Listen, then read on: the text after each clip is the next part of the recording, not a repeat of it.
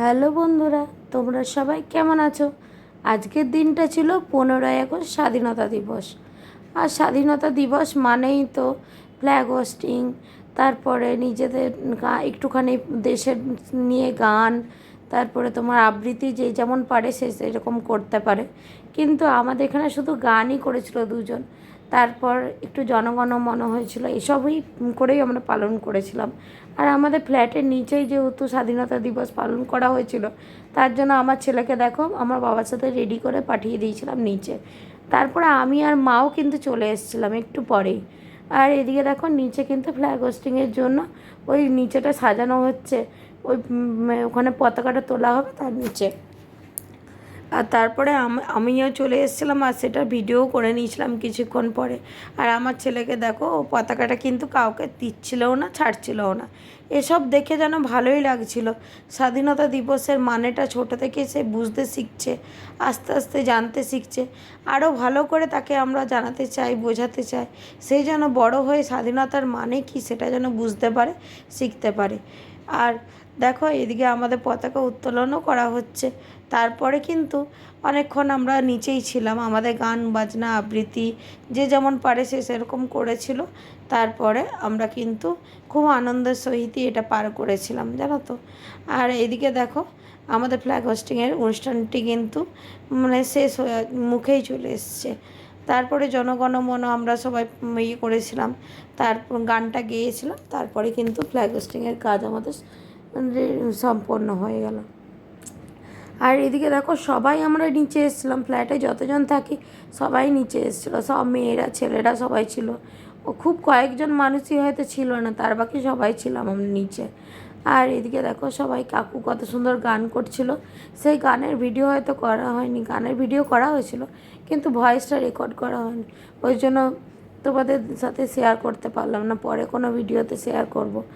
আর এদিকে দেখো আমার ছেলে কিন্তু মন দিয়ে ওর ভাইয়ের সাথে খেলা করছিল। ওকে নামিয়ে দিয়েছিলাম ওই নিচেটাতে, বসিয়ে দিয়েছিলাম দু ভাইকে, আর দু ভাই মিলে খেলা করছিল। এইভাবেই আমাদের ফ্ল্যাগ হোস্টিং, স্বাধীনতা দিবস এভাবেই পালন করা হয়েছিল। আর আমার ছেলেও কিন্তু খুব আনন্দ করেছিল। আর জানো তো এসব দেখে যেন আমাদের ছোটোবেলায় স্কুলের কথা মনে পড়ে যাচ্ছে। আমরা ওই স্কুলে এরকম রেডি হয়ে সকাল 7:30টার মধ্যে চলে যেতাম। তারপরে ওখানে তো কত অনুষ্ঠান পালন হতো। আর সেই বাড়ি আসতাম 12টা 12:30টার সময়। আর খুব আনন্দ হতো সেই দিনটা, সারাদিনটা যেন কীভাবে কেটে যেত বুঝতেই পারতাম না। আর এদিকে দেখো ঘরে এসে আমি ওকে স্নানও করিয়ে দিয়েছিলাম। আর স্নান করানোর পরে যেহেতু দেরি হয়ে গেছিলো, ওই জন্য আমি ওকে খাইয়েও দিয়েছিলাম স্নান টান করি। আর এদিকে দেখো আমাদের এই বেলকনি থেকে আকাশটা কত সুন্দর লাগছে। আর পরিবেশটাকে না পুরো সবুজ লাগে, মানে এত সুন্দর পরিবেশ লাগে দেখে যেন মুগ্ধ হয়ে যায়। খুব ভালো পরিবেশটা লাগে, সবুজ সবুজ সারা ঘরগুলো শুধু দেখা যায় দু একটা, বাকি সবুজ নারকেল গাছ, খুব ভালো লাগে দৃশ্যটা। আর আমার ছেলের কাণ্ড দেখো, ও সকাল থেকে ওইখানে নিচে ছিল এরকম ঘোরাফেরা করেছে, তারপরে এসে পরে এরকম দুষ্টুমি করছে।